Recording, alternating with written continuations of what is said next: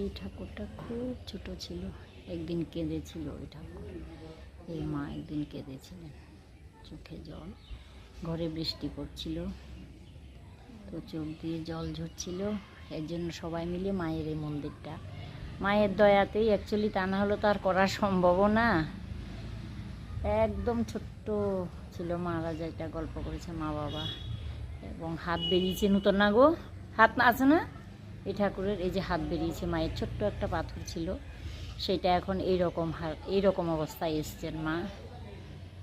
দেখো এই মা কেঁদেছে, চোখ দিয়ে দর করে জল পড়েছিল, তখন এই ঘরটা করা হয়। এই ছোট্ট পাথরটাকে নাকি এই যে আমাদের এখানে যে ফেনী নদী, ওখানে পাওয়া গেছে।